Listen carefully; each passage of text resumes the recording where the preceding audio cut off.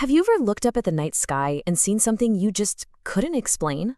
Well, back in the 1980s, all across the Soviet-occupied Baltic states, people were seeing a lot of things they couldn't explain. We're talking strange lights, silent objects, and maneuvers that seem to completely defy the laws of physics.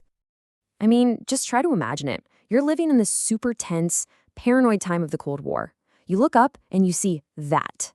And this wasn't just one or two random incidents. No, this was a pattern, a whole wave of sightings that swept across 3 different nations, each with its own bizarre and baffling encounters. So, our first piece of the puzzle comes from Estonia. Near a town called Põltsamaa, witnesses describe this glowing object coming down through a thick, rolling fog. Just picture the entire landscape getting lit up by this pulsing, deep amber light as this thing pulls off maneuvers that just shouldn't be possible. Then we head south to Latvia, where the capital city, Riga, was having its own spectacle. Here, the skies basically became a canvas for these incredible luminous displays. They would shift in shape, change colors from deep reds to brilliant greens. Witnesses said it was almost like the lights themselves were alive. And the mystery continued over in Lithuania, above Vilnius. Here, people saw these silent, glowing orbs just drifting across the sky. And this is where a pattern really starts to emerge. These sightings were happening most often in the colder, foggier months. It just adds another layer to this whole enigma. Okay, let's dive into this a little deeper, because to really get a handle on these sightings, you have to understand the sky they appeared in. And this wasn't just any sky, right? This was a Cold War sky, probably one of the most tense and heavily monitored airspaces on the entire planet.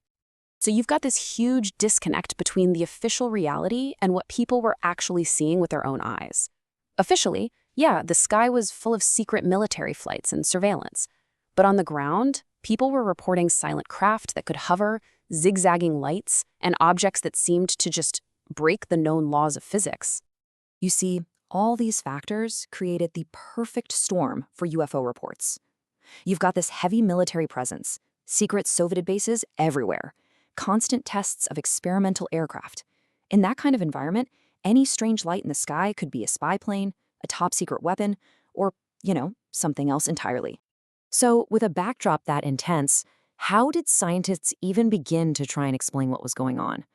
Well, not surprisingly, they started by looking for some much more down-to-earth answers. The Baltic region's geography and climate are actually perfect for creating what we call atmospheric anomalies. Basically, nature playing tricks on your eyes. Things like temperature inversions can bend light in really weird ways, making something far away look like it's floating or totally distorted. It's a natural illusion that can easily fool you. Now, skeptics and scientists have a sort of logical toolkit for these situations. First, they start with the obvious. Could it just be a plane or a satellite that was misidentified? If not, okay, could it be a natural phenomenon? If that doesn't fit, they start looking at psychological factors, or even the possibility of a hoax. It's really a process of elimination, designed to filter out everything else and see what's left.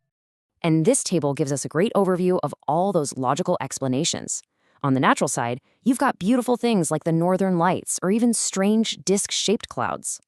And then on the man-made side, you have to remember there was a ton of top-secret military hardware up there, from high-altitude drones to experimental aircraft we still don't know about.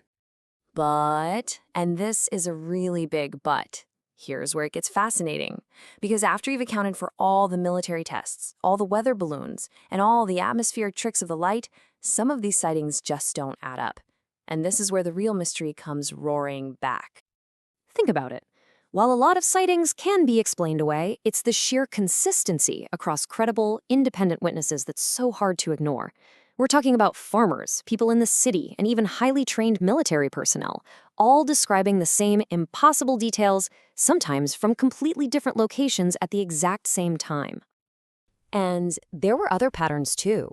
A huge number of these unexplained sightings happened in the dead of night, specifically between 10 p.m. and 3 a.m. Now, why is that important? Because that's when normal air traffic and human activity are at an absolute minimum, which makes a simple misidentification much less likely. But maybe the most compelling evidence of all is the physical stuff. Witnesses consistently reported bizarre electromagnetic interference. Compasses would go haywire, car engines would just stall out, radios would fill with static, and people's watches would literally stop. These aren't just stories. These are measurable physical effects that science really struggles to explain. And that's the real kicker here. People weren't just describing strange lights. They were describing behaviors that completely violate our understanding of physics. Instant acceleration from a dead stop to unbelievable speeds, making hairpin turns that would crush any human pilot, and then just vanishing from both sight and radar in an instant. So what was it? An elaborate Cold War psychological game? A series of misinterpreted natural events, all amplified by the paranoia of the times? Or was it something else? Something truly beyond our current comprehension? Even decades later, after all the analysis, the skies over the Baltics still hold their secrets.